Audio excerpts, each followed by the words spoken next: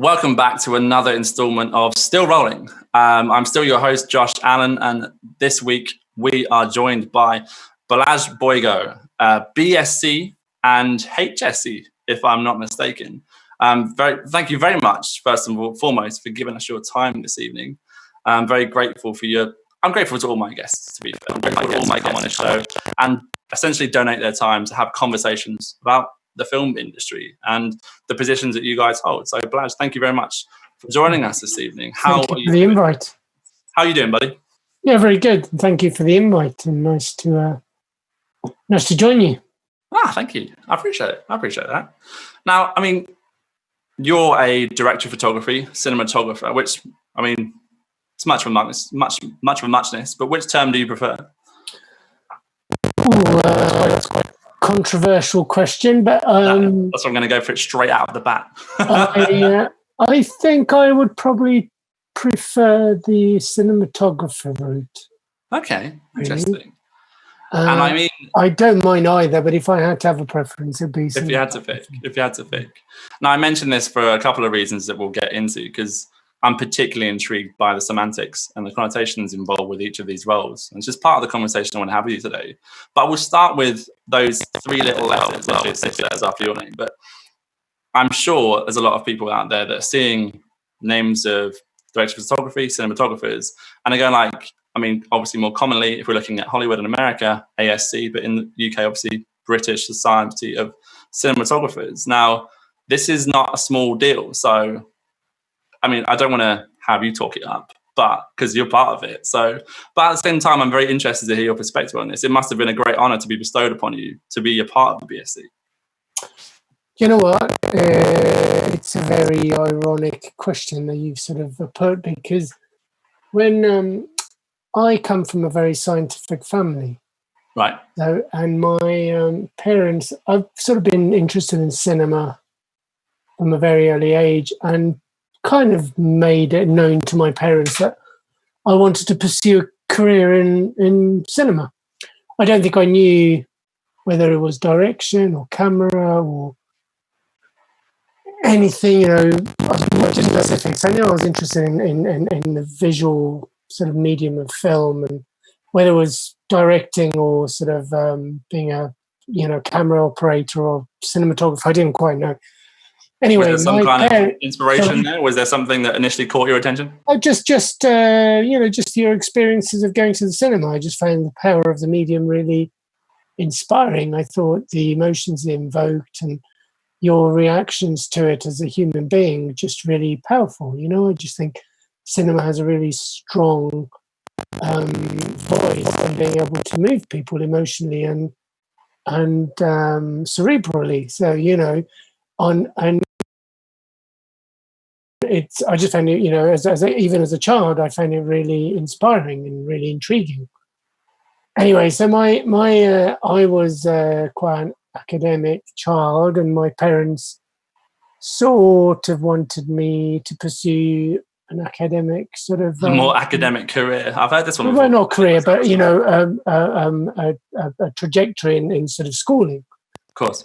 So I was about to apply to go to university, and the deal with my parents was that I would go, and I was really interested in physics and sciences. So I was going to go and study physics in Cambridge. Right. That was what my parents were. That's what they believed you were going to do. Well, no, that's what basically, when it came to it, I went for an interview to various universities, and I kind of got really,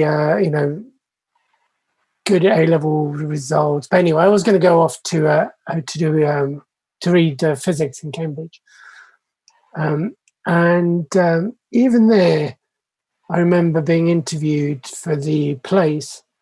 They sort of asked me, why would you like to come and read physics in Cambridge? And my answer to that was, well, I'd like to become a cameraman. I'd like to come in and have a BSc after their names, much as Bachelor of Science.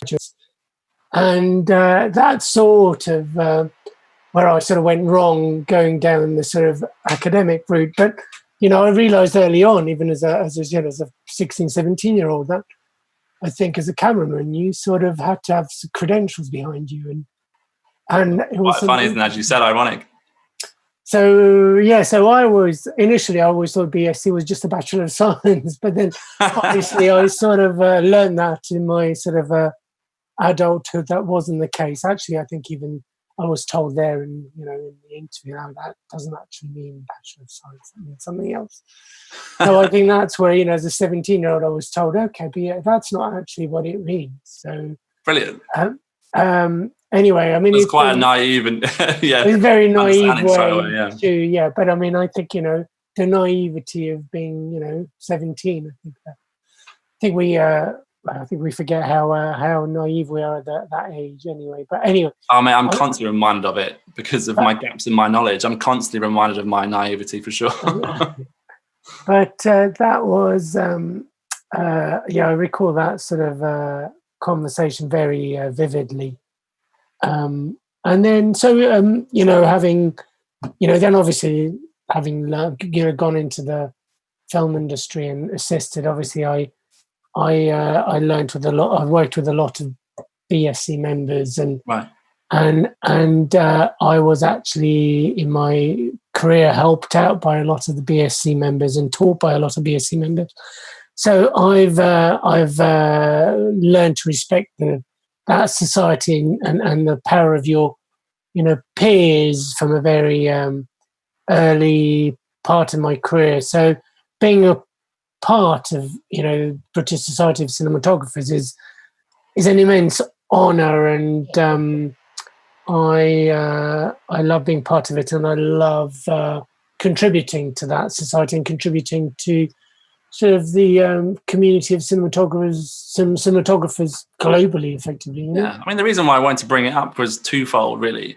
Initially, to obviously understand how much it meant to you, because ultimately then, our audience will hopefully understand just kind of how much of a big deal it is, and just then we can go into just how much work is required to, secure that accreditation. It's not by any means anything that's bestowed upon anyone. But at the same time, from my understanding, as you've started to sort of go into there, from a society's perspective, is what they do to contribute to the industry, because I was quite late to the game in understanding who they were and what they were. I was the last person. Same as I. Yeah. No. I was the last person to pay attention to the accreditation, like the lettering after people's names, when I watched films, to my discredit, really. But certainly when I started taking my career seriously and started looking into this different world, I realized that even within their exhibition, in their show that they do at the beginning of the year, suddenly there was on a very small scale of my understanding, an opportunity to go and have a look. And they kind of literally opened the door, so you can come and have a look at the different departments. Obviously, there's a lot of brands and manufacturers there, but from their perspective, there's a lot of people you can go and look in the eye and speak to face to face, ask questions to, discover. You're talking about the BSC show? Yeah. Exactly. You can go to that place and you can have a look. And from my perspective, it's very interesting that to have that kind of education, that there's this organization that's doing just that one thing. And then I started to understand a bit more about it. So, I mean, give us an idea. What sort of things, how far along in your career did that kind of situation embrace you? How, what point in time did they go, right, we want to have this conversation about you actually being accredited? Oh, that's sort of, I don't think it's ever as black and white as that, really. I mean, I know I think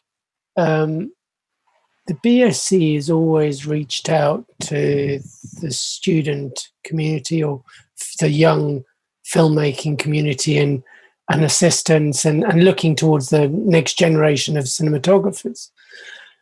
So I've always been, I think, even when I went to, I didn't go to Cambridge to read physics. I quit. I felt like you may not have done that if you've managed to progress this far in your career. That might have taken a side. I pulled out of that career in physics and quite late, and ended up going to do a foundation in art, an art, fine art sort of course. and subsequently ended up doing, years down the line, doing a BA degree in film and photography at Central St Martin's, or the London College of Printing, as it sort of was then known. And then next to that, I was also working as an assistant. Right. And so I was always exposed to BSC members. And then next to that, I think I was aware that the BSC ran screenings regularly of just Q&As in their members' films. And I used to go to that all the time. And it used to be in Pinewood in Theatre 7, which is now, I think, called the John Olcott Theatre. No, it's called, or the John Barry Theatre. Maybe it's called the John Barry Theatre. It's... and I remember going there from sort of my early 20s, maybe mid-20s.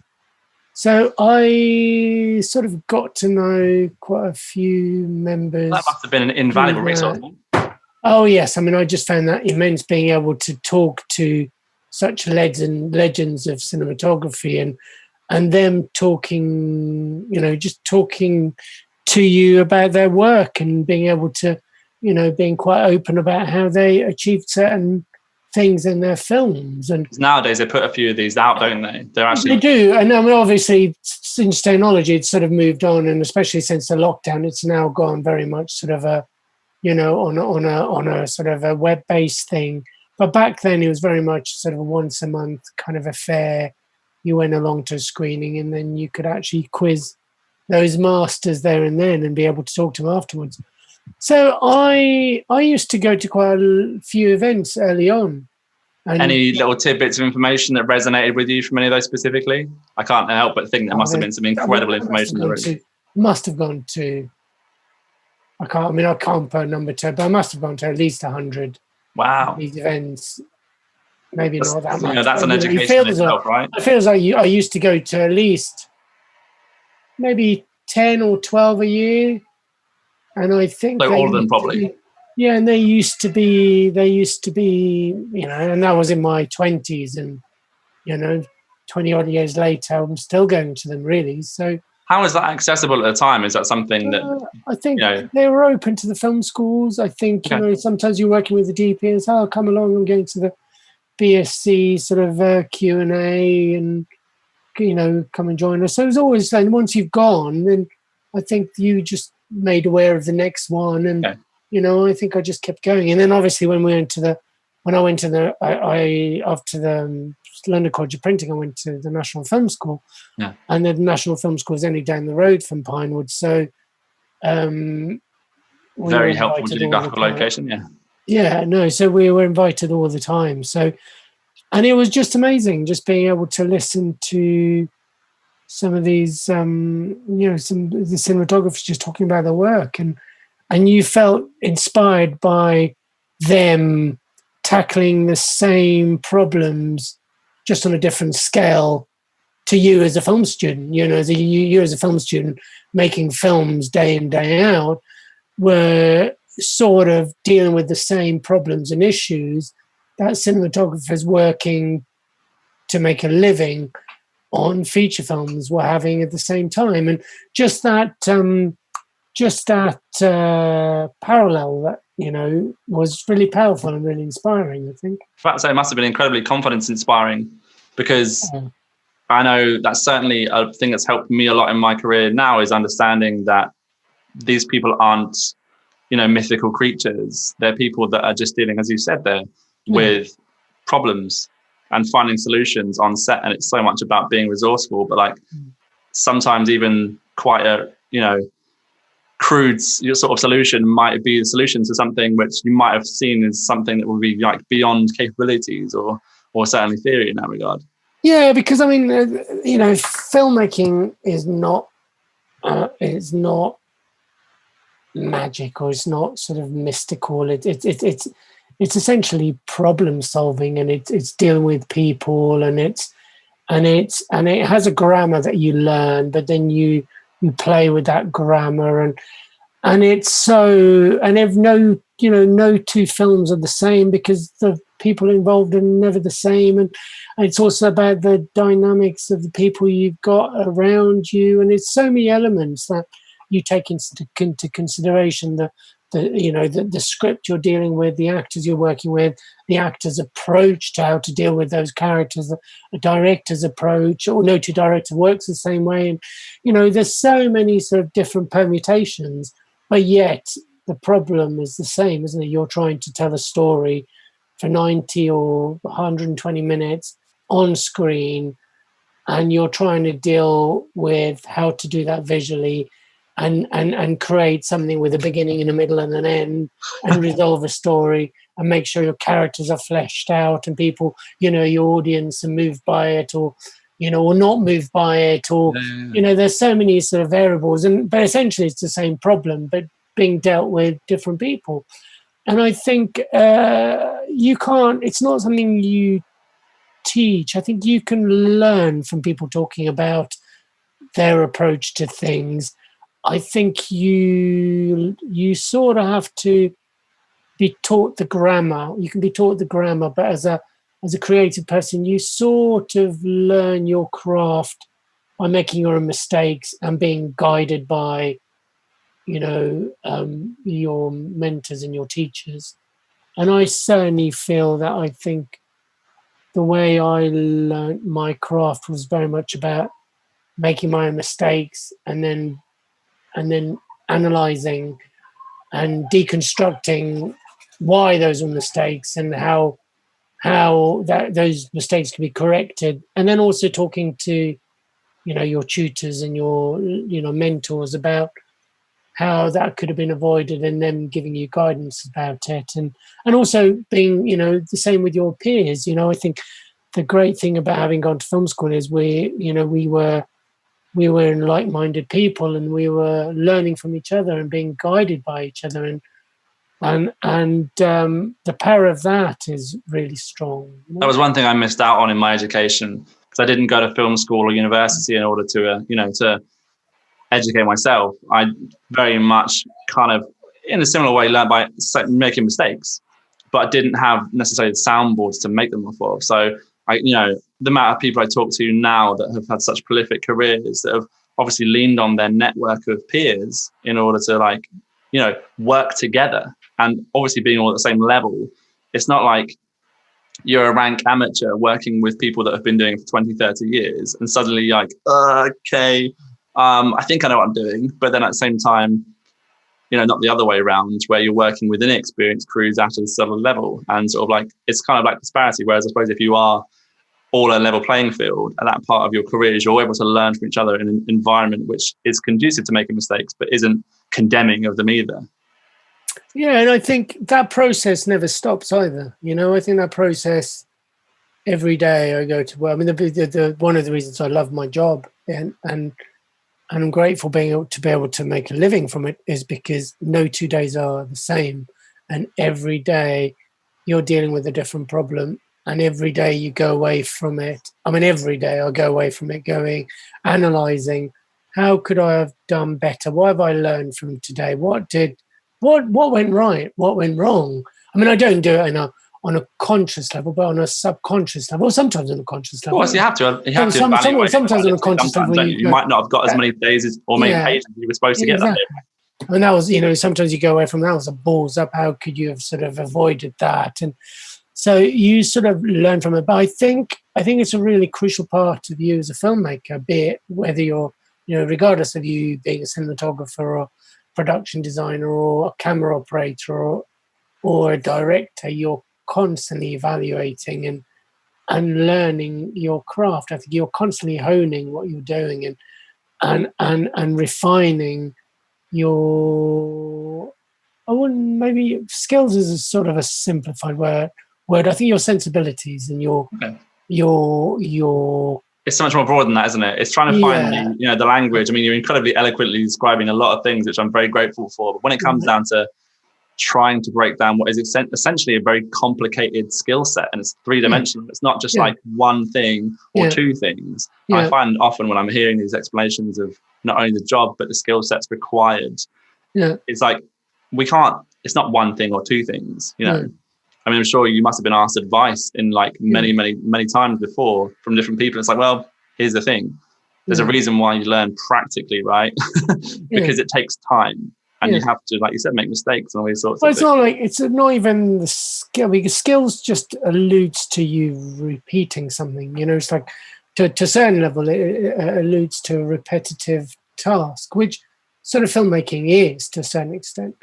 But it's never the same. It's never really, it's never really doesn't feel repetitive, because it's, you're always telling a story with mid shots, close up, wide shot, or not. But there's only 7 or 8 different types of shots that you can sort of, or size of shots that you can have if you're being really crude. And you're telling a story with those. So effectively, it is a repetitive, but it never is, because your sensibilities of how you react to an individual story and how you creatively feel that your perception of that story, and is always subjective, it's your perceptions or your perception together with the director, or the director's perception of the story that you're helping to tell, is how you as a filmmaker react at that moment once you've seen what, say, the actors do, or you always bring something to it. So it's I think it's a bit more than, I think it's a really refined sensibility. It's sort of happened. It's also so quite subconscious. Sometimes it's a gut reaction, but you're almost like you're training your gut reaction. That sort of happens on a subconscious level. I mean, sometimes you do so many things, or I do so many things subconsciously during the day, and only retrospectively, once, for example, you've finished something or edited something or shot it, do you sort of begin to analyze, why did I? Or, I'm not saying on every level, but on some levels, why did I do that? And then you sort of unpick it. I mean, that's why I find there's a real difference between looking through a camera and watching and filming a scene to, say, watching the rushes the next day, because you're an active, subjective participant when you're filming it and being involved in it, and you're reacting to it there and then. Whereas the day later, you're looking at it objectively and slightly more analytically, and you can slightly separate yourself from what happened there and then. And then you can actually, you're one step closer to where the audience is coming into that piece, the stance of the audience. So therefore, it's a really healthy and analytical way of, am I doing the right things to tell this story that you're reacting to on a subconscious level on the day you're filming? But is that right when you're looking at it on an objective level? Does that make sense? It makes perfect sense. I mean, I'm fascinated by it in so many degrees, because of mainly one of the most critical things I'll be of myself is, I went from very much, like, as I said, like kind of doing everything myself to start with and learning the hard way, to now I'm working with crews and I'm having to direct people. I'm a director by trade. That's what I'm fundamentally doing. I throw a camera around and all that sort of stuff, but for the most part, director. And now my job is obviously having discussions with people like yourself to understand what's happening with the camera as the conduit, of course, right? So where it was before, it was all feel, and it was all look and see and feel the scene and stuff. Now I'm having to communicate with departments to understand how we communicate that feeling that you're talking about, and that storytelling through other elements. And I found that to be the hardest element for me to understand, how we get from there to where I want to be in the rushes that I'm evaluating, and going like, there's maybe a step missing, but that was previously very instinctual, like I said, subconscious, or and now I'm having to sort of like go, right, I'm having to communicate that feeling to other people, and then we get this together. So it's really interesting to hear how your process works. I mean, I guess part one of that is your relationship with the story and the director. Where does that process begin for you? Oh, well, I'll answer your question as well, and then I'll still come back to the initial part of your question. I mean, it's so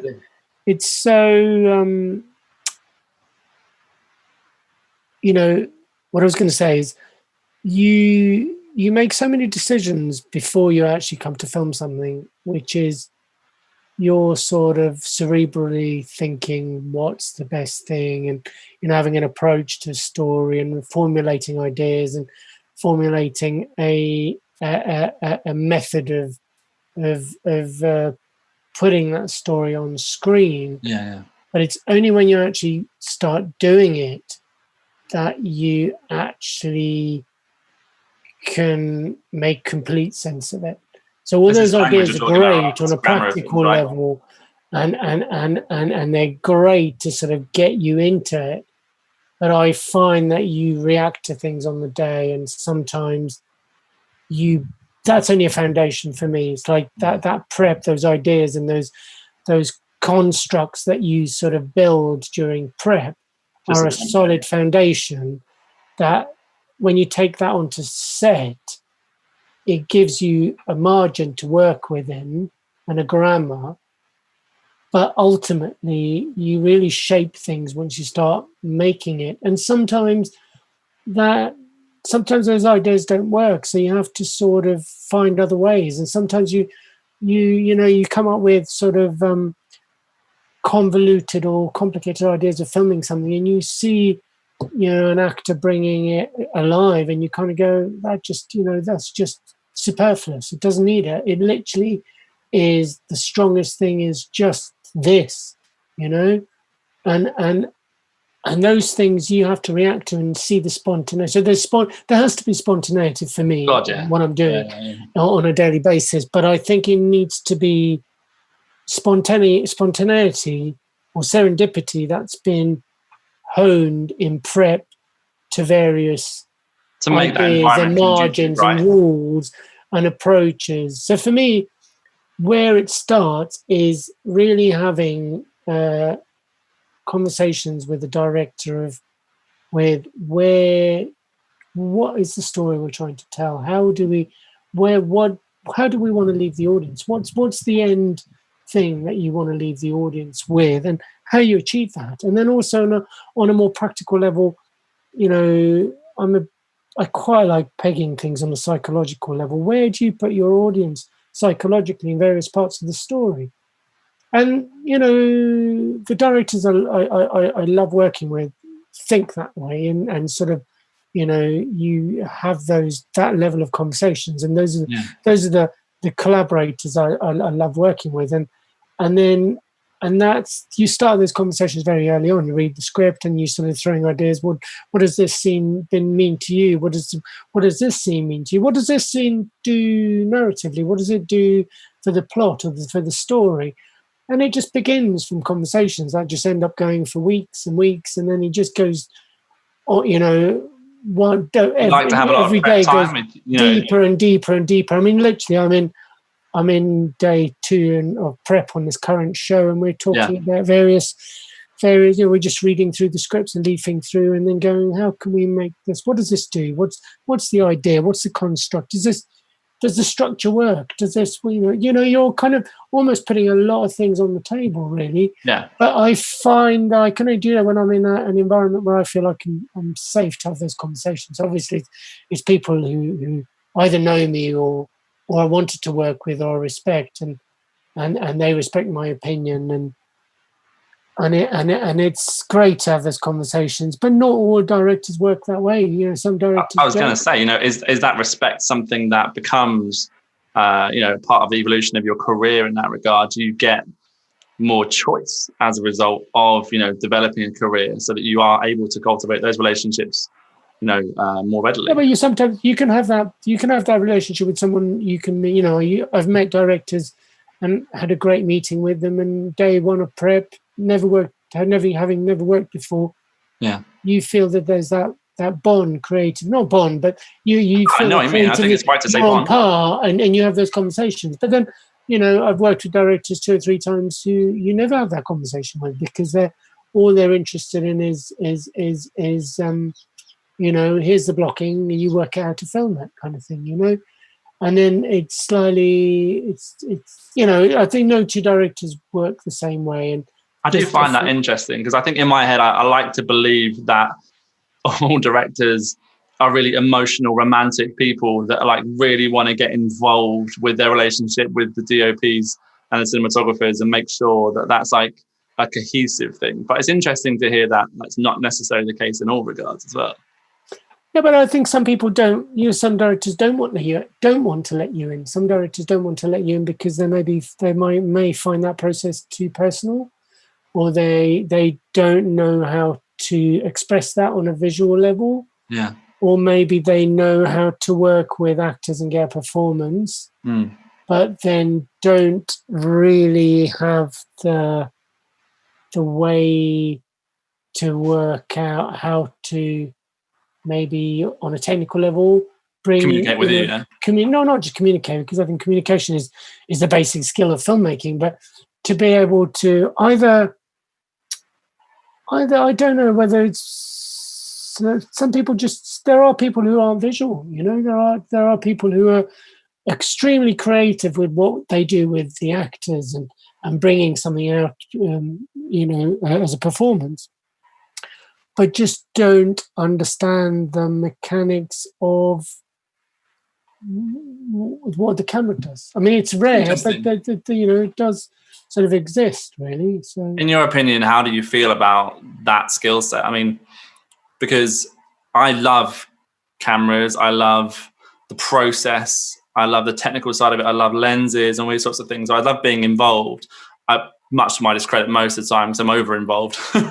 But certainly from that side of things, from your experience, is it better or worse? Is it an advantage for that director to have technical understanding or a disadvantage? I mean, just intrigued more than anything else. I like being visually challenged, so I like someone who's going to question why I do something, because I find if I'm being questioned why I do something, it makes me question myself, and then it sort of makes me think about it more. And I like being given visual notes or visual ideas to run off with and bring something to it. So I like having a conversation on that level with the director. I like having technical conversations with a director. So I'm happy to have that. And I find that if you can have those conversations, then you can offload some of the ideas that you want to bring and feel that you're being supported by it. Yeah, makes perfect sense. By them, so you really feel that you're working together on. Yeah, it's not just a justification for your action. It's exactly. It's a real decision, right? It's something you've made together. Because always, whenever you bring a sort of a bold or left field idea, you're not always 100% sure it's going to work.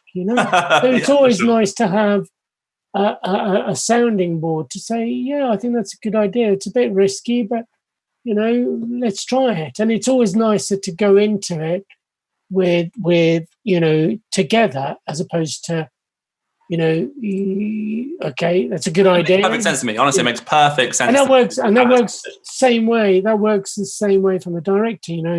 There's lots of times when I have a conversation with the director that they come up with a great idea and they're not quite sure about it, and they find that they have to reason with the producers or the execs why they want to do this, why they think it's a good idea.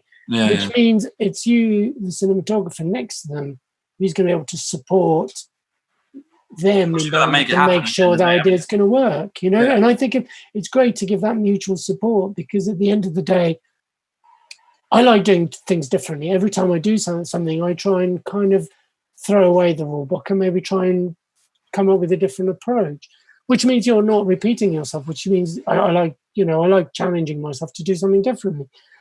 But so you're not always doing the same things again and again and again. Yeah. So you always feel that you're slightly out of your comfort zone in doing something that, you haven't quite done. It's an important reminder, isn't it? I guess certainly from not even the newcomer's perspective, but for people to just, on the fringes of understanding of these things, it's very easy to get stuck to rules, stuck to right, I've got to learn something very specific so I can deliver something very specific. Whereas, as we have understood from your conversation, it's dynamic, and you must be prepared to be, be dynamic, change things as and when things are happening, and reactive sometimes rather than proactive.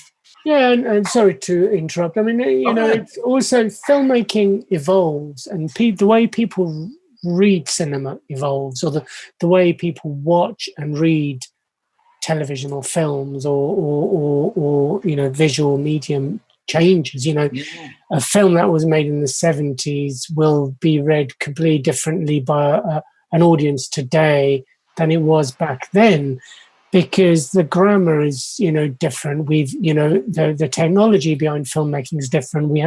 We're making much more immersive films, and the style of we're making it and the pace that we're making films with, to your sort of main audience, is very different to the way you approached making something for your audience back in the 70s, and also the expectations are different. So it constantly evolves. So you as a filmmaker have to sort of keep up with that and try and do. Oh, it's a big conversation, isn't it? It is a big conversation. You're trying to make intelligent films, but intelligent films 5 years ago was different to say what intelligent film is today, or filmmaking. Are we talking about just technology now, or storytelling as well? Talking about grammar. I'm talking about filmmaking grammar. In terms of, obviously it's always been driven by technology. I mean, even the ways that, the American sort of indie film sort of started in the late 60s, 70s was driven by technology, by suddenly being able to free the camera up. That was driven back then by the same way it's driven today by us having small cameras only sort of the size of a phone, or even the fact that we can make films on our phones. I think when I started, and when I started learning what, being a cameraman or a cinematographer, you had to, well, obviously, when I started going to film school, you had to get some money together, get some short ends and finite resources. Try and find a film camera that you could borrow, and then try and blag some processing. So it took quite a lot of steps to actually be able to. You've really got to want to make the movie that you're making, right? Film. But nowadays, you can go out and get a second-hand DSLR, and you can make you've got something that's amazing. Essentially, in the palm of your hand, you've got the technology to be able to do something that technically is far superior than what I learned my skills on back in the sort of late 90s on a 16mm camera. How do you feel about that? How do you feel about that in terms of, like, of course, we're looking at an evolution in technology, which is a wonderful thing. It's more accessible. What does that mean to cinema, in your regard? Because obviously the one thing that I feel is a conversation really prevalent is the reason why I opened with BSC is because ultimately they are demanding a craft be respected, and that's what it is. And there is definitely a vast population of up and coming filmmakers who just don't know that exists. They don't know that all of these different things, they don't have to respect them, but they probably they should. They should respect the grammar of filmmaking, and it's obviously experience and it's practically based. But I mean, this is why it's interesting to me to have this conversation with you, because I'd love to know your thoughts on what you feel like. Is this a good thing or a bad thing? Because obviously there's trade-offs, right? It's not that simple. Well, I think it is a good thing, but I mean, I think also this next generation is different. They would have grown up being exposed to images in a totally different manner than I would have been. Yeah, everything is on the internet, and there's so many. The moving image is around you everywhere you go. It's on billboards, it's on bus stops, it's on your phone, it's on the news. When you don't read the newspaper anymore. You look at the website, and as soon as you open the website, newspaper website, you're exposed to images. We now use social media. We now use Instagram. We use all these things, which are all image-based things. So you're exposed to images on a far greater scale than I would have been as a child. We would have had. It was like when I was growing up, we only right? had television. Television broadcasts only in the afternoon. 3 or 4 days a week. So it's completely different. And you got a movie maybe once a week if you were lucky, right? Yeah, or you had to exactly once a month. Or 3 or 4 times a year, kind of thing. So it's a totally different thing. Whereas now you could sit and browse Netflix and get, be exposed. You can watch. I mean, even the way you watch television now is different. When this is kind of what I'm saying. Is this for me that side of things? Of course, we could talk about the benefits until the cows go home, but that's like for me the magic of cinema. I mean, you talked about your inspiration a little bit about going to the cinema, and that experience, obviously, I would say it's in jeopardy right now, but it certainly isn't as forthcoming as it previously has been in times gone by. But that was definitely one of the things that I was desperately affectionate about, the experience of watching a movie, which wasn't necessarily it was in such short supply. It wasn't in drastically short supply, but it certainly was in much shorter supply than it is now. And I feel like certainly the magic side of it is being lost a little bit, in my opinion, anyway. Yeah, there's an interesting article I once read, which I'll have to dig out, and I wish I could quote you who wrote it. I'm trying to think, but it's no, but it came down to why people hold hands in the cinema and why people don't hold hands in the theatre. And it's a real simple human reaction to what's being put in front of you. Both very similar environments. Both you're in a dark room in an auditorium watching something. But cinema, if you were watching with someone, you grabbed your partner's hand because you wanted to be there in the story and you're immersed in the story together. And it was a very instinctive immersion into a story if the story moved you. In the theatre, it was it's a much more cerebral experience, and emotionally it never really it's not as immersive as can't suspend your disbelief in the same way, right? No. So going on that sort of level nowadays, with if you're watching TV at home, because now everyone's got massive TVs, surround sound. Most people who are in, especially in the industry, will have a relatively good viewing environment in their homes to be able to enjoy their film. But would you ever hold your partner's hand on your own couch just watching a film? Is it ever as immersive as being in the cinema? It's an interesting thought, I think. But well, I mean, that is interesting on that note, because if I'm honest, I reflect upon a cinema experience I went to. I was very fortunate to go to the Beverly Theatre in Los Angeles, Quentin Tarantino's theatre.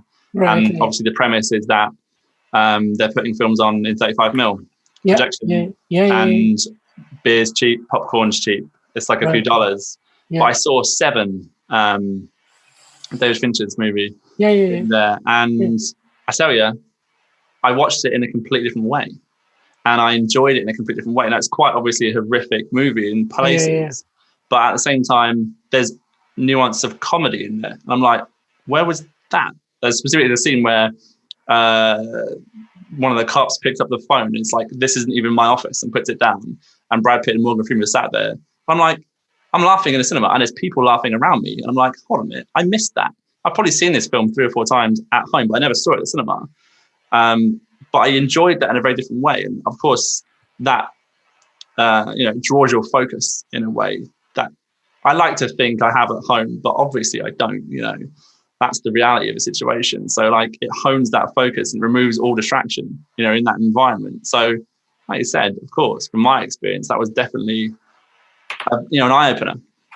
Yeah, it's definitely different. I think the way you watch a film with an audience than you watching on your own is a very different experience. Is it a better experience? Is it suitable? Is it a better experience for every film? Yeah. I don't know. That's sort of, that's a different question, and I think that's more complicated. But I think so too. I think I think that experience of watching a film in an auditorium with an audience, unfortunately, is, especially in current COVID climate, is a little bit in jeopardy.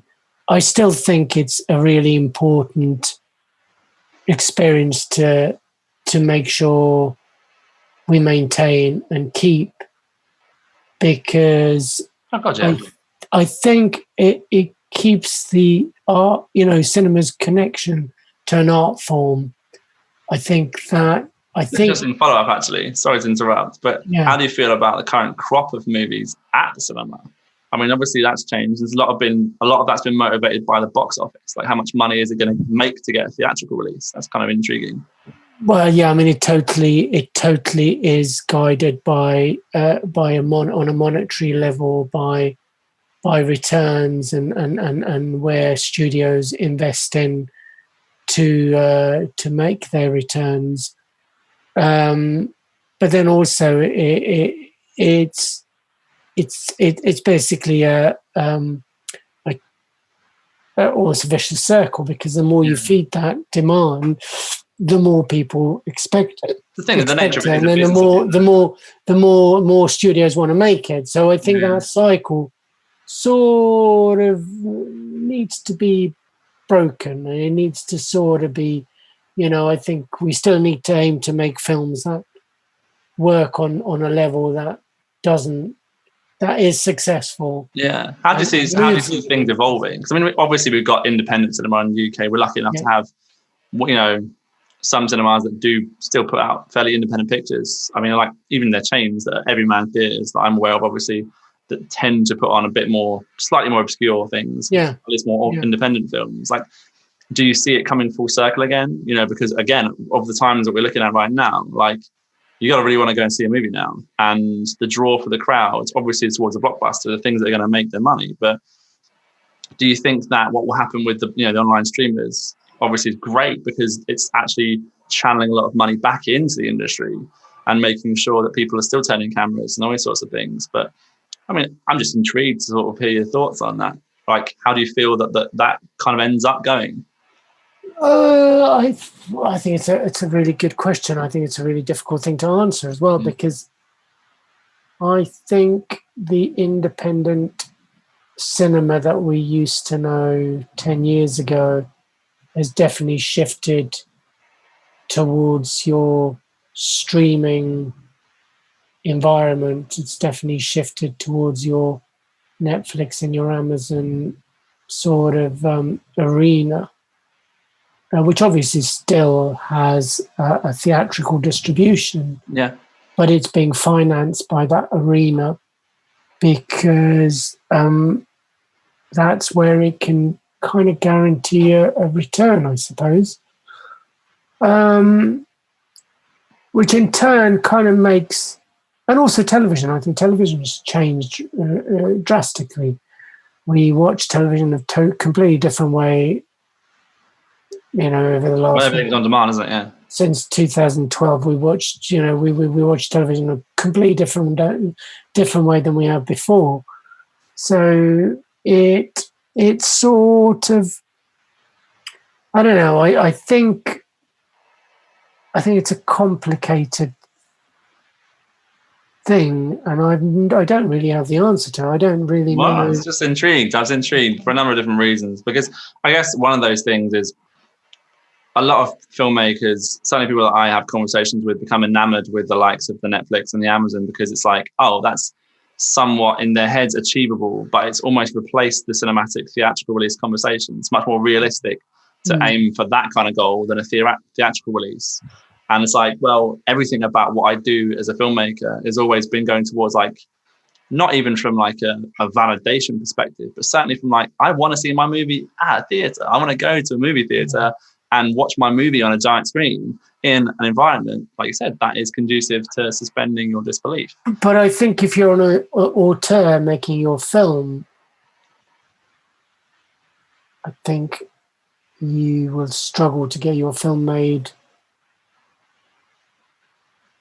financed by a studio, or be a lot more difficult than it is by one of your streaming studios. But this is what's interesting, is it becomes a much more tangible and realistic goal. So people will actually want to make a film.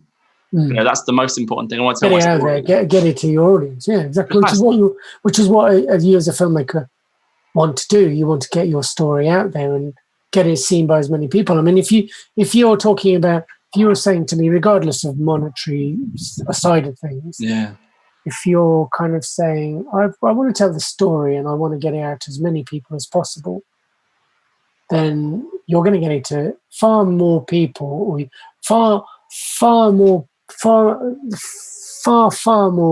larger number of people are going to see your film if you put it on a streaming network than if you tried to put it on in a cinema and tried to sort of distribute it. And because you can, I mean, even just a simple thing that you could just put it on Netflix or even of course. Vimeo, and you're going. How do you digest your films recently?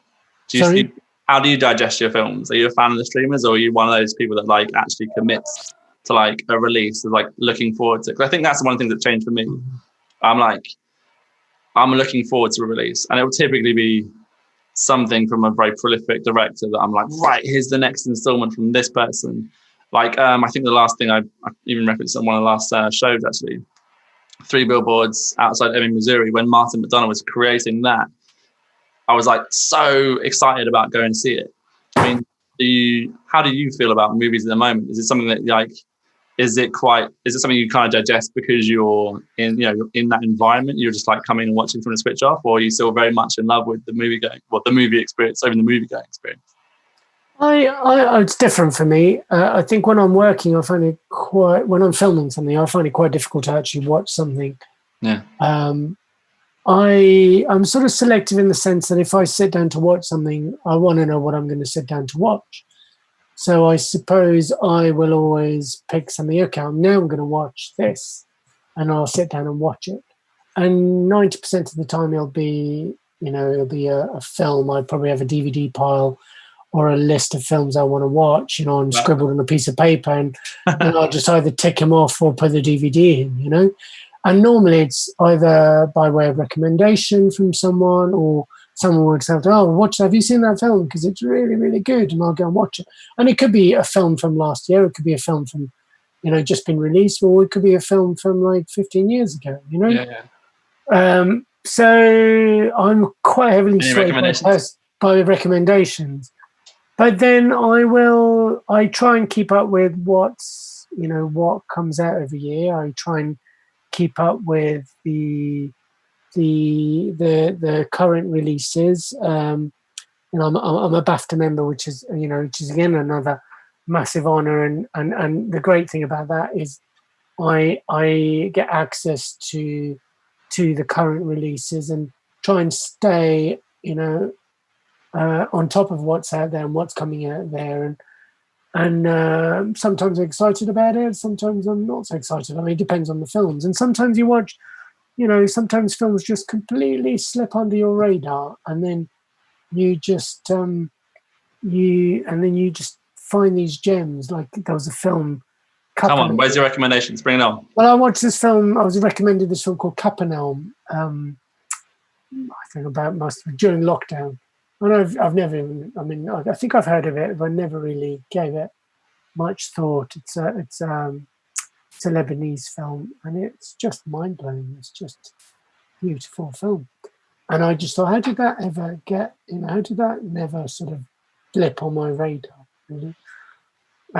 So yeah, I don't ever sit in front of the Netflix and just browse. I can't really do that. Oh mate, you and me both. That's why I was intrigued to sort of see. I mean, I know that they are an employer of yours, so we have to be careful with it. But at the same time, you have your own opinion, and the reality is, if that's not conducive to how you enjoy films, it's just simply not, isn't it? No, it's just I think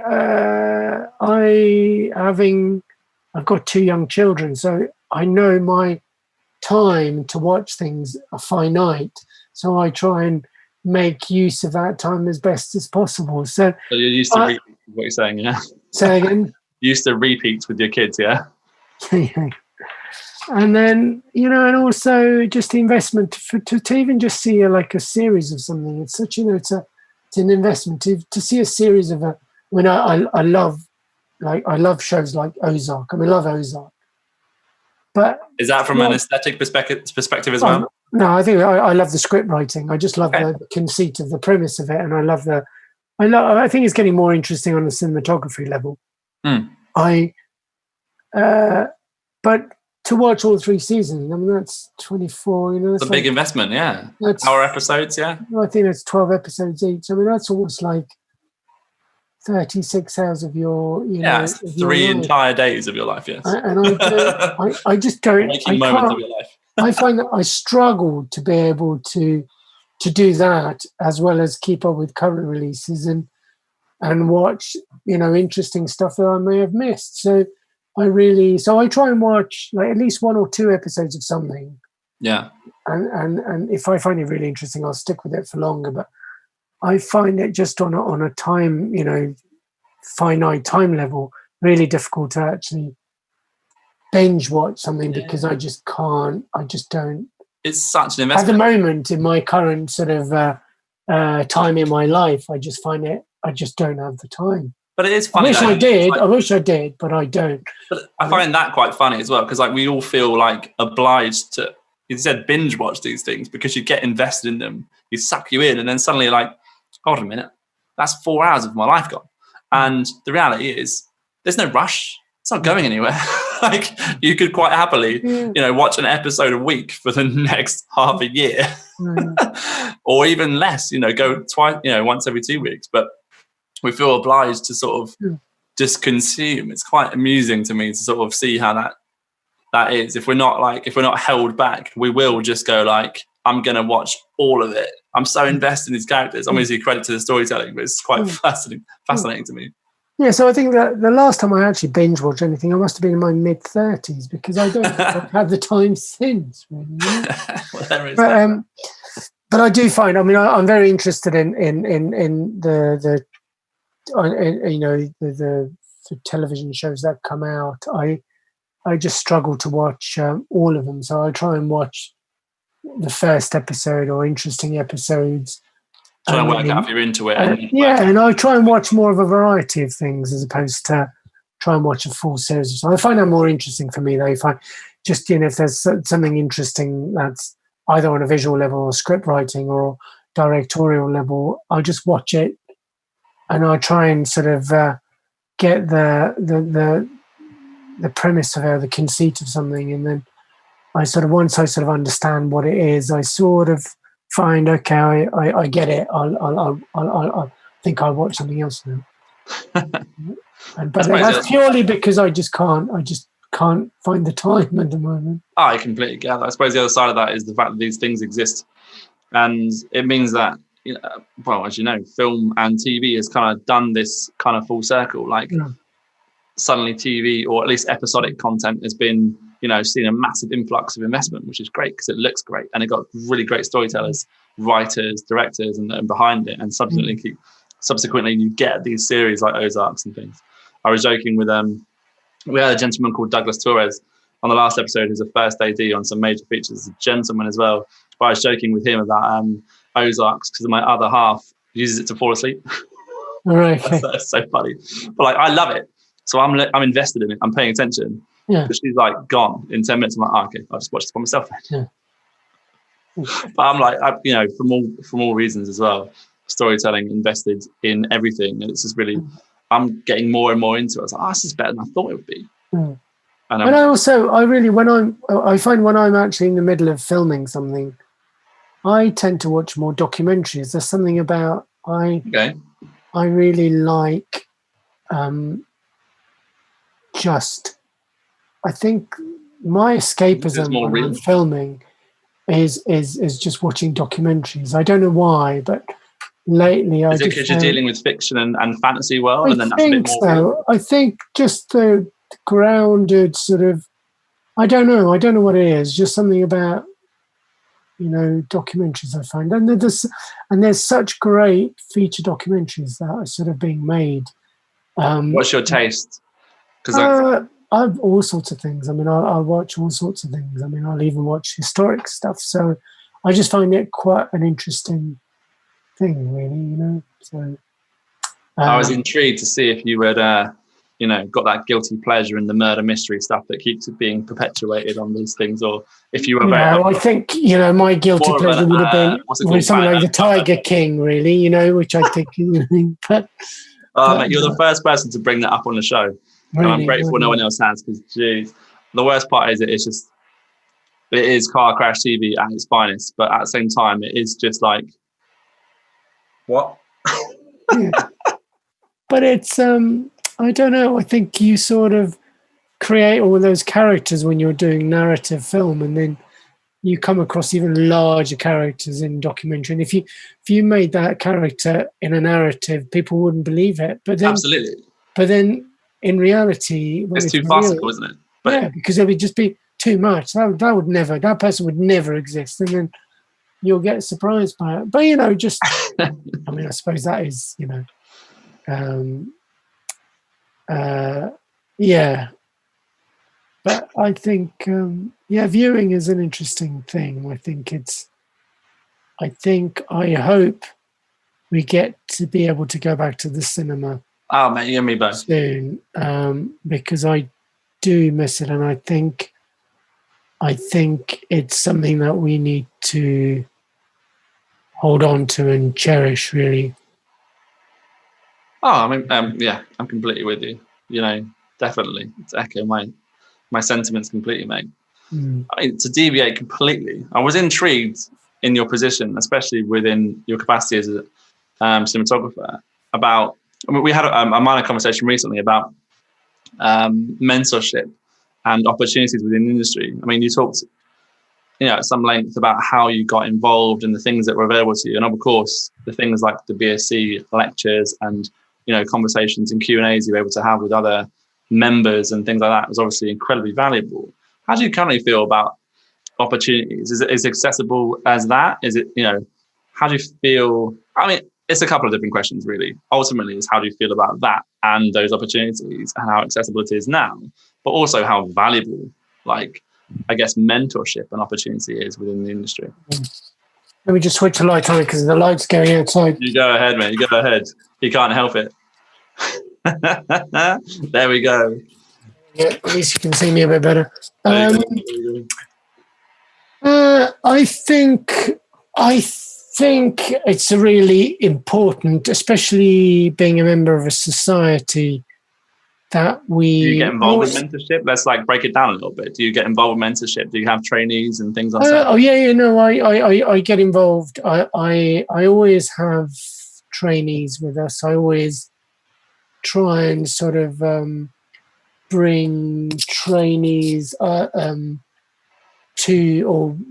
production that I'm working on, and where, you know, there'll always be trainees that are either looking for opportunities. So, you know, training is, I mean, having a trainee is kind of fairly normal now, so that's nothing out of the ordinary. But I think mentorship and being involved with film schools and being involved with the next wave of talent or the next generation, I find really important. And especially being part of the BSC, I think it's something that we need to nurture, because I think there's so few training bodies in this country that sort of, apart from the sort of film schools, but even the film schools, I think, look to the BSC and the cinematographer community to you know, nurture and train the next wave. And I think it's really important, because I wouldn't be anywhere today if it wasn't for the cinematographers ahead of me to give me their time and give me their time, even if it was just as a sounding board or support or advice. Or I think you've nailed it right there, isn't it? It is time, isn't it? Because you can't simply explain something and then someone gets it. Yeah. Right? It is time. It is actually physically being there for someone in that regard. Yeah, you know. Yeah. And I think people say, oh, people are threatened by passing things on, but I think that's nonsense, because it's not rocket science. It's so subjective. It's you're passing on a skill that you've honed, and sometimes it could be relevant for someone. It could be completely irrelevant, but I think it's important to help train and help, to nurture the As you said, things are evolving, right? Things are constantly evolving. We've got technology moving forward. Things are getting smaller. Yeah. Camera technology in terms of camera movement is evolving to the point where it's much more mobile and it's more compact. Like you're going to learn things that someone in a different generation just didn't have to learn or didn't have to understand. So you're going to know things they didn't, but obviously you're going to learn vast amounts from them too. And that's the thing. I was intrigued to hear your thoughts on it, because obviously it's nice to know what you're directly involved with. I guess another follow-up was to see how you go about finding these mentorship programs, if it's something you're doing directly with BSC. I only mentioned it because there's a couple of different organizations I've been talking to recently, one of which we've actually had one of their trainees on the show, was the Mark Milton Foundation. Okay, yeah. So so we got Daisy Allen that came on the show, and she's the foot in the door. She's one of the foot in the door graduates. So that's part of what they're doing. Okay. So one of the things I wanted to talk to other companies about is that it seems there's been a couple of these different mentorship programs developed in very recent times, and probably reactionary to a lot of the opportunity requirements in the industry. One of which the British Independent Film Awards, BIFA, they're doing something called Springboard. And I'm actually due to talk to someone about that tomorrow and have a broader conversation with those. But there's a one called Creative Access. I believe Guy Ritchie's just done something with Michael Vaughan and a few people like that to get different things off the ground. So it's just kind of intriguing to see how aware you are of someone in the industry about these kind of opportunities, and if you are, if it's actually something through the BSC or. No, I'm aware of them. I mean, I'm aware of the Mark Milton one, and I'm aware of the BAFTA one, which I've participated in. I've sort of been part of the BAFTA mentorship. BAFTA crew and stuff like that, yeah. Yes, exactly. And then I think we've just launched with the BSC mentorship through Skillset or with Skillset. Okay. So I'm aware of a lot of them. Obviously, a lot of these sort of changing and evolving, and they're changing names as well. And but and whenever I've sort of had an invite or request to be involved in something, I've always said yes, and I don't have any reservations about giving my time to any mentorship program, because I wouldn't be where I am without the people ahead of me giving me their time. So I think it's really important. I think it's really important to even if you have trainees working with you on a show, to give them your time on a creative level, to sort of explain what you're doing, and or be able to. Or I find that I've always encouraged being questioned about why I do things, why, obviously in the right way, in the right time, but I've always found it quite inspiring when trainees or even my crew sort of asking me, why did you do that? And I've always found that quite it helps that you enjoy being challenged, I bet. I just enjoy explaining it, because it also, for me, that's also, I've done a few sort of workshops in the National Film School. I've always found being questioned about why I do something really interesting, because so much of the stuff you do is on a subconscious level. It's nice to be able to bring it up to the surface and kind of go, why do I do it that way? And then why did I do that? And be able to sort of be a bit more analytical about it. And so I enjoy that, because it actually makes me a little bit better for keeps you on your toes a little bit, I guess. Yeah, exactly. I think so.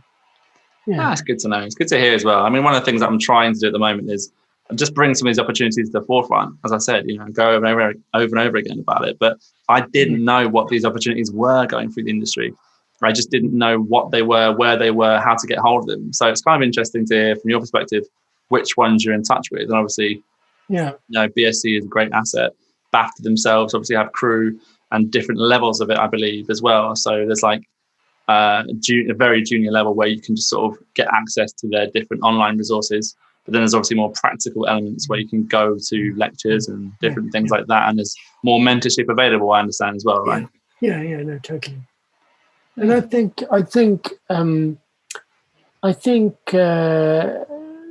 being or making yourself accessible to that next generation is important as well. You mentioned the BSC show and being, just being part of it, just to be able to, be around and be there if people sort of have any sort of interest in talking to you. Well, Balazs, I've not been looking forward to asking this question, but say there's an up and coming that once they're looking at you going, I want to be a cinematographer.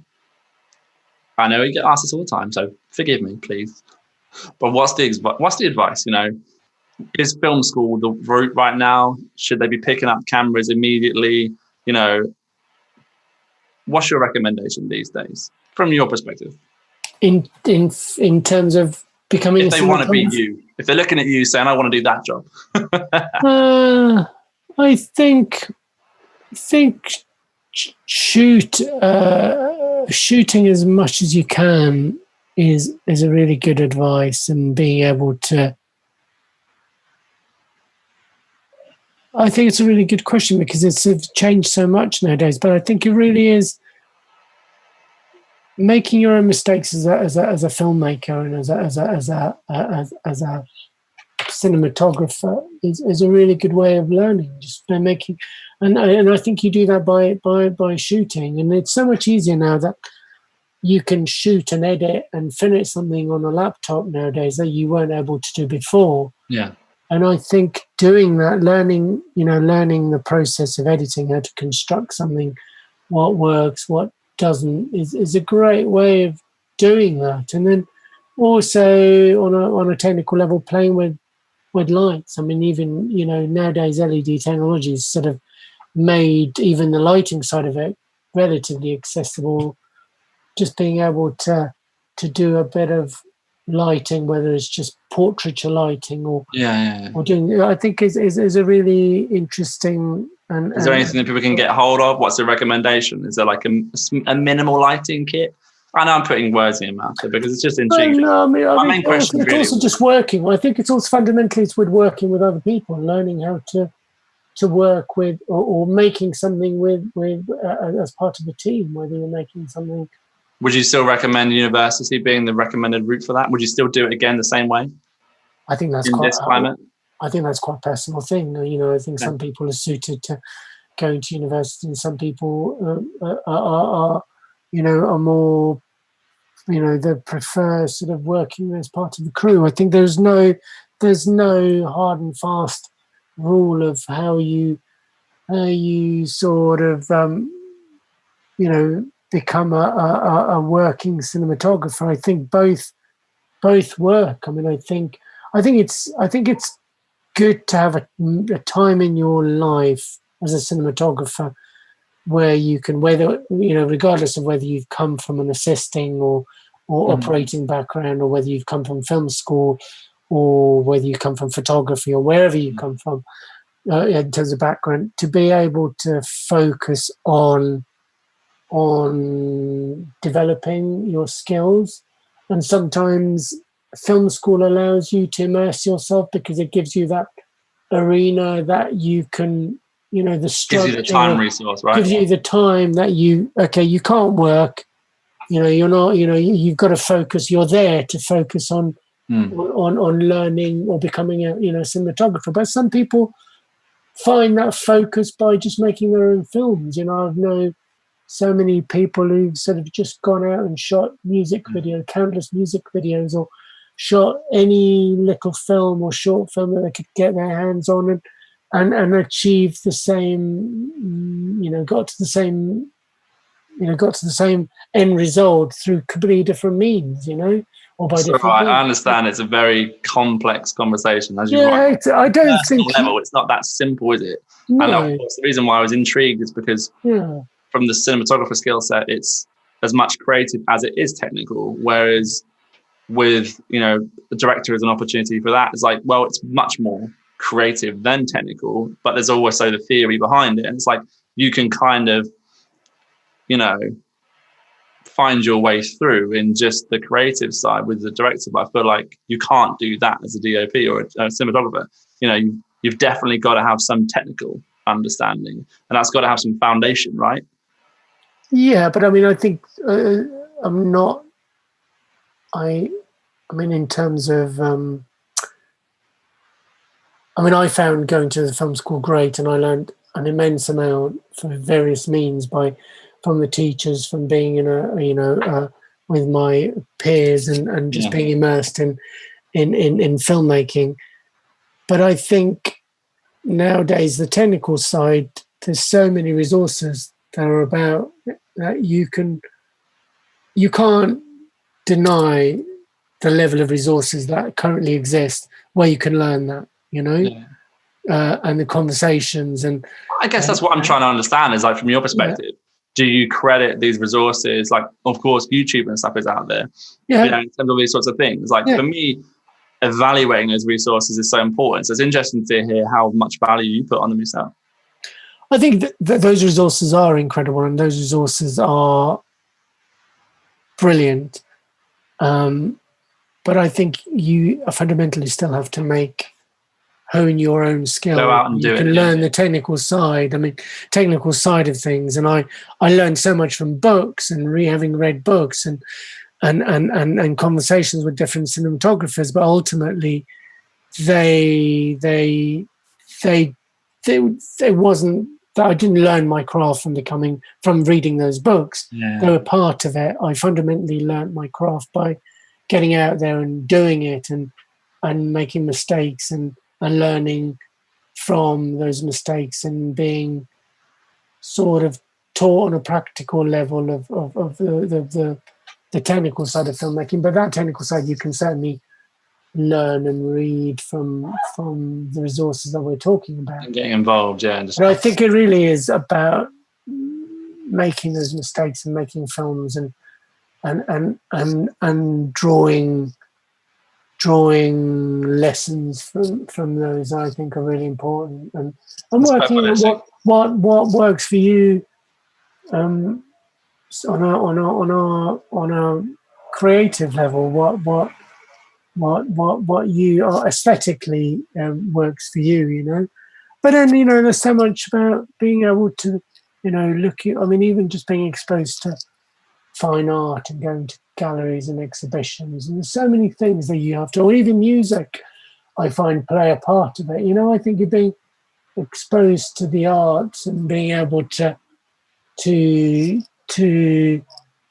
sort of be immersing yourself into how even music has an effect on people on an emotional level, and how you perceive music, because they're part of, music is obviously a really big part of filmmaking as well, So I don't know. I think it's a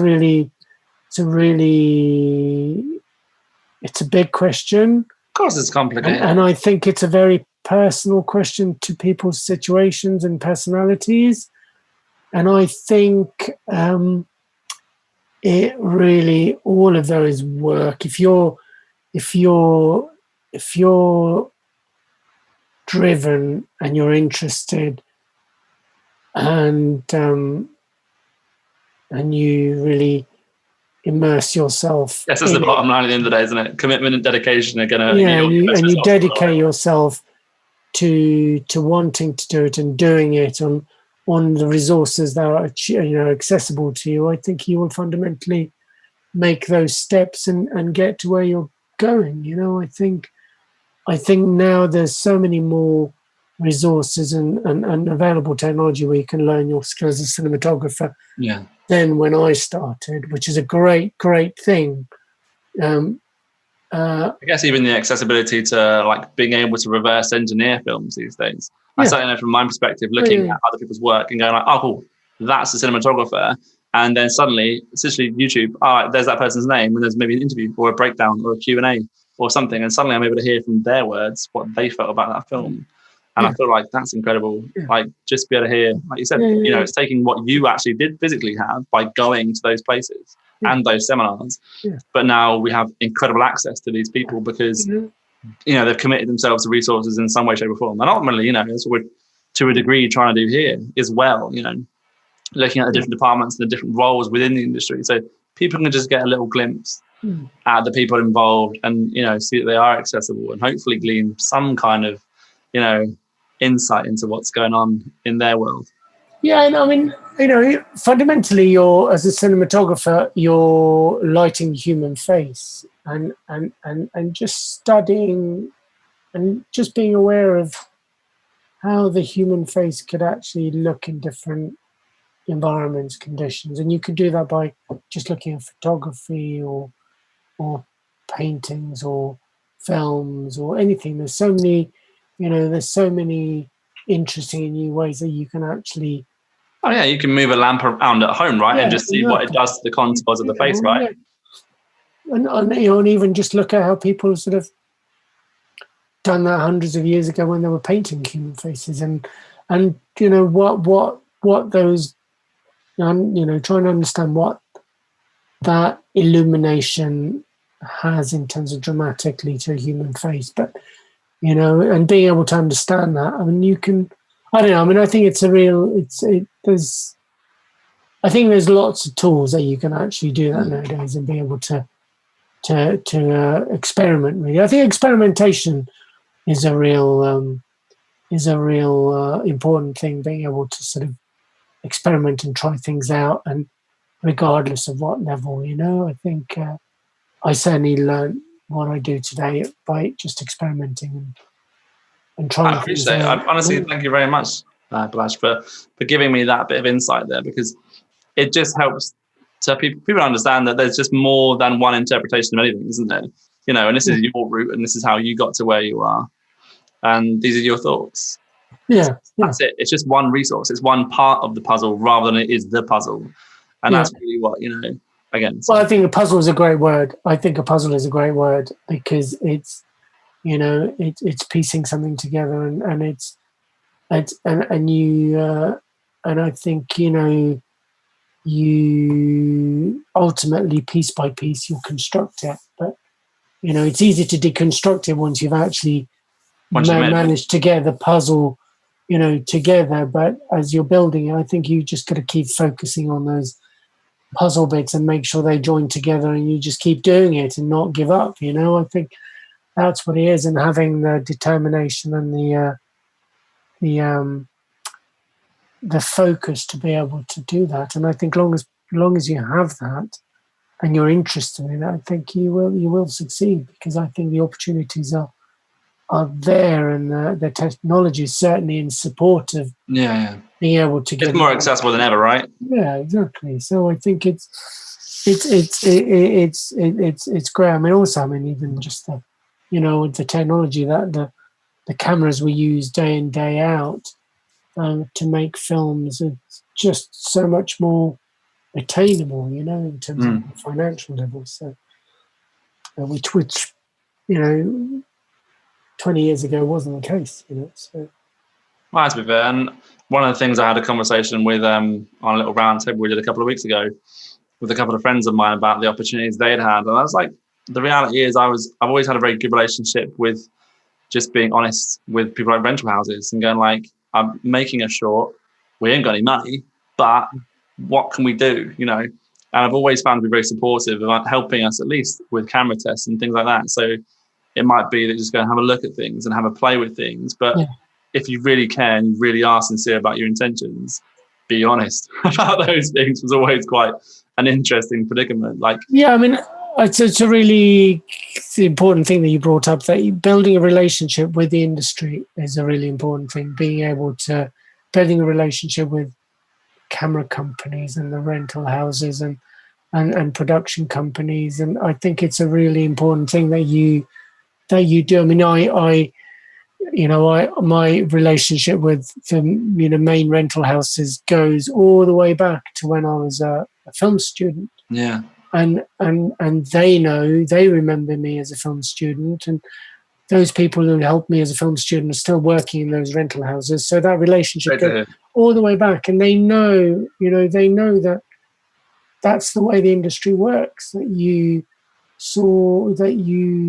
a small community, really. It's a village industry, and most people know each other, and being able to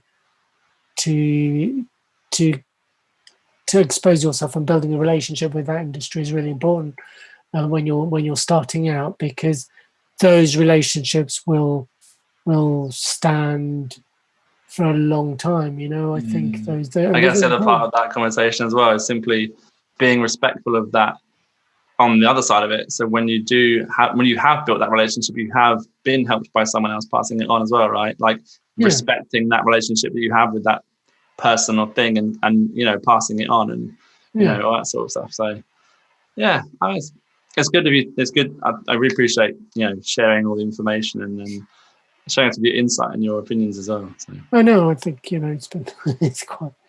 No, it's an interesting. What's coming up next anyway? What's coming up next? What are you working on? Can you even tell us? I'm just starting a mini series for Netflix. An adaptation of a book. It's sort of a contemporary drama set in the political world. It's quite apt as it's sort of about how we just underpin that sort of the privilege, the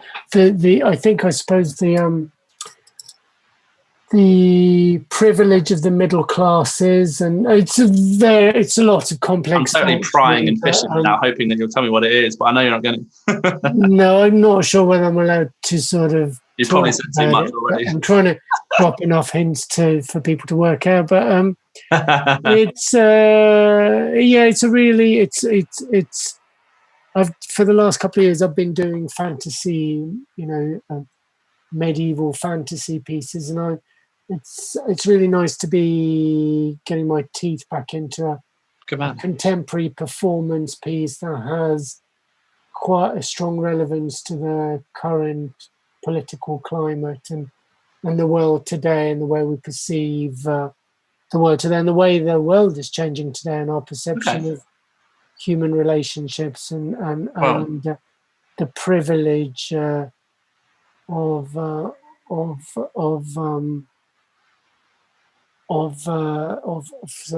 being able to live in a place like London. Well, I look forward to being able to tell us more, and we'll certainly share it with the audience when you do, so I can tell everyone to go and watch it. But thank you very much for listening sincerely for your time this evening. I'm very, very grateful, and I speak for myself and the audience, who are, thank you to them for tuning in. Great conversation. I've enjoyed it. Mate, very much so, very much so. So thank you very much for your time, buddy. And who knows, we'll maybe have you on again once the series is out, and we can have a chat about it then. Yeah, definitely. I mean, it's not. I don't think. I don't. I wish I could talk about it more, but I'm not it'll be out in a while, though, I presume. Yeah. We'll definitely keep up to date on it. Don't worry. We'll definitely make sure we're in the know. Thank you very much, ladies and gentlemen, boys and girls, for tuning in again. It's a Still Rolling show, and until next time.